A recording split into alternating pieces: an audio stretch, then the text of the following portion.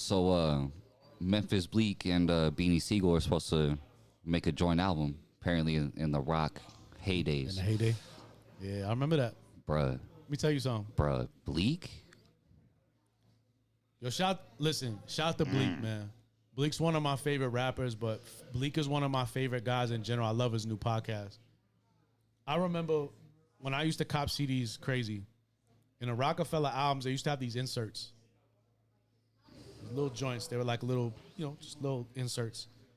And I think it was the Blueprint. It had this advert, Beans and Bleek album coming soon. And I remember I stuck it. I like taped it on a binder for school or something, like, because those guys to me at the time, after Jay, those were like the top two guys out of Roc-A-Fella. Yeah. So I remember there was promo that this album was coming and it never came out. I was heartbroken. Never came out. No shit.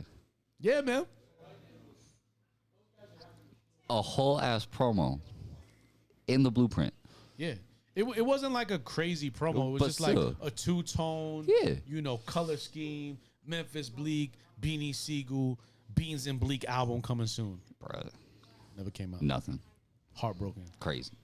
So But that wasn't the only album Roc-A-Fella. I remember like, MOP's album was supposed to come out, and true. Oskino and Sparks album and PD Crack album. There's a lot of like albums that didn't come out that they threw in those inserts and shit. You know what I'm saying? So it wasn't like it was the first time, but it was the first time for me that like I was like, damn, this album ain't coming out.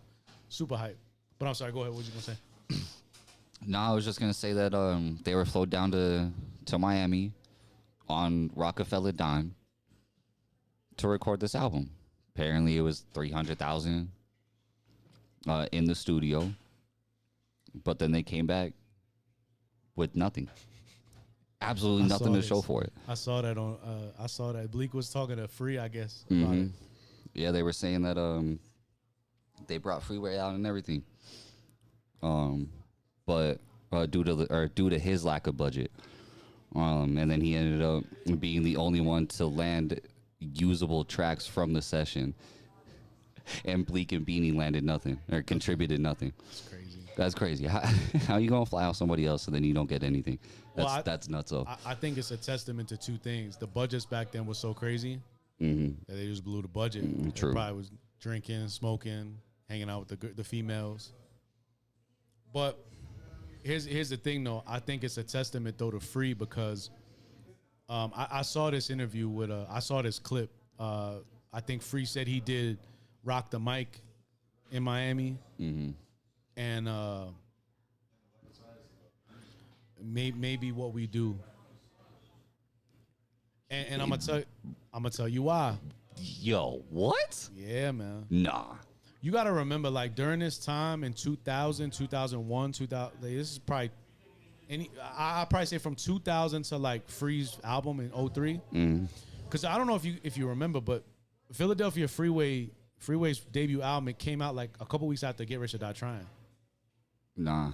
So, like, obviously 50 was massive. Right. And Free was kind of, like, right underneath them in a hip-hop scale of, like, coming out, debut album, the whole nine. Free was a monster. He was always in a studio. So it makes sense to me. Like he probably was like, oh, Beans and Bleek are going to go do whatever they doing. Like, I'm going to stay in the studio with Just. And according to the clip that I had seen, like, Free was just banging out, getting all the heat from Just Blaze. And then I guess they was sneak hating. They wasn't sneak hating. They're like, yo, Free, I'm hating on you. I got to leave because you getting all the fire. But that's a spitter for you. That's what Free knew he wanted to do this shit. Right. And for blowing the budget because it made Free's album so much.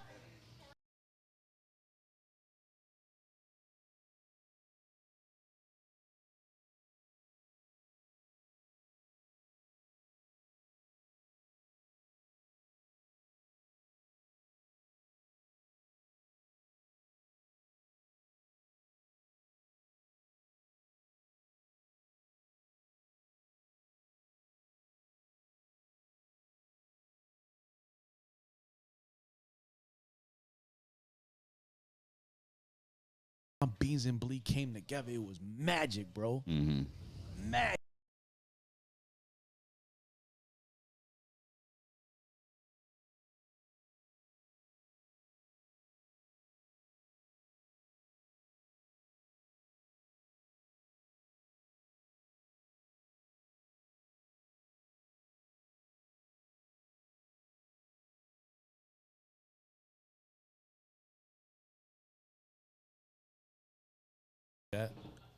Look Yeah, at no the way. you gotta look at the credits sometimes. I tell fans before we jet, I tell fans sometimes that